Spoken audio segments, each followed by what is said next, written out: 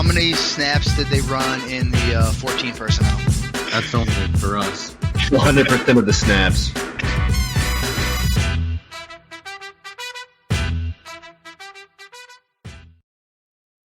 What's going on, guys? Welcome into 14P. This is Studs and Duds Week 4, presented by 14 Personnel. I am your host, Justin Wright. Before we move on to Week 4, let's recap Week 3 real quickly, and then we'll get moving here. Week 3, 2 hits, 2 misses, 1 kind of hit, kind of miss. We nailed Najee, top 5 running back. He's currently the RB1 as of this recording. Damien Harris was outside of my top 24. Lands well outside the top 24, just an abysmal week. Robert Woods, we had pegged as a top 20 wide receiver. It was yet again a Cooper Kupp game. Robert Woods is not the guy I think many of us had hoped he would be. It's tough. You got to sit him right now until he shows something. So that is what it is. And then Derek Carr, we missed as well. As of this recording, he's QB9. Again, that should stand, or at least keep him inside of the top 12, barring some kind of weird miracle in the Monday night game. We had him outside the top 12 because we figured Peyton Barber and Kenyon Drake would dominate on the ground, and therefore they wouldn't need Derek Carr. While the first half happened, Peyton Barber was electric. Words I never thought I would say. He was great. Derek Carr still threw for 380 yards, was phenomenal. We missed it. And then the kind of whatever pick, Marvin Jones as a top 24 wide receiver, puts up 12 points, doesn't quite get there, doesn't really sink your week. It is what it is. He's still an every week starter. He's seeing too much volume to sit him down. Let's get into it, though. Week 4.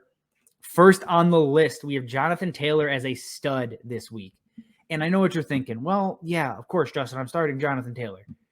Right, but could even be a DFS play as far as I care. He's going to be a top 10 running back this week. A very neutral game script. There's little to no chance they get down big to the Miami Dolphins and Jacoby Brissett. And then what the Dolphins have allowed on the ground, we just saw it last week, is phenomenal for running backs, especially good running backs. Peyton Barber torched them on the ground.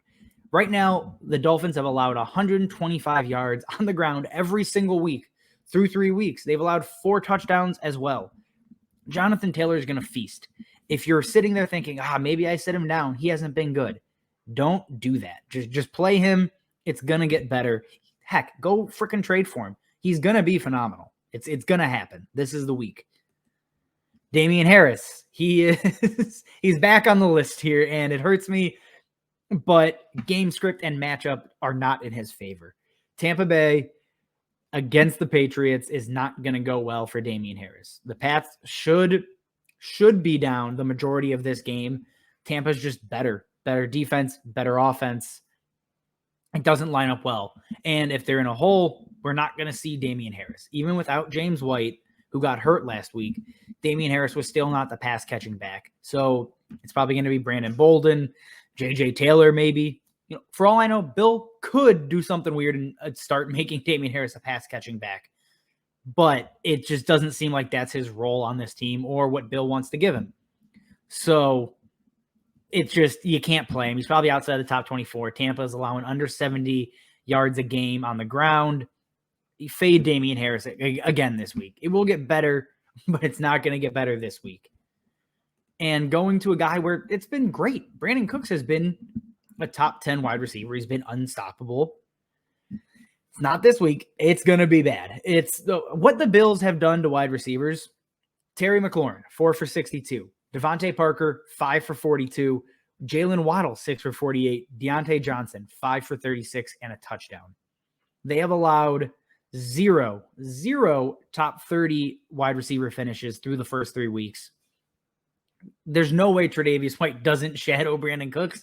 He's the only guy you have to worry about. He's a clear 1. That's typically when White should shadow. So, and even if he doesn't, I don't think it matters. This Bills defense has just been spectacular. It's going to be bad for Brandin Cooks. Sit him down. It's going to hurt to sit him, and he could get there in garbage time. But the way this is shaping up, it's not going to go very well for him, I don't think.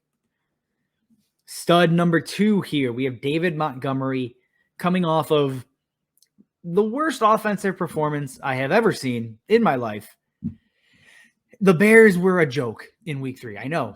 I'm a Bears fan. It was awful. But David Montgomery is going to bounce back. The Lions are just not a very good defense. We know that. David Montgomery and the Bears should win, which should lead to a heavy dosage of Montgomery on the ground, some light pass catching work, and the potential for 20-plus touches.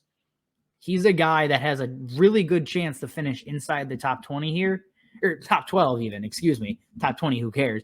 He's a top 12 running back this week, and hopefully the Bears get it right. It can't be worse than last week. That's the way to look at it, and he still saw, 7.5 points and was just outside of the top 24. So don't sit him down. Put him back into your lineup.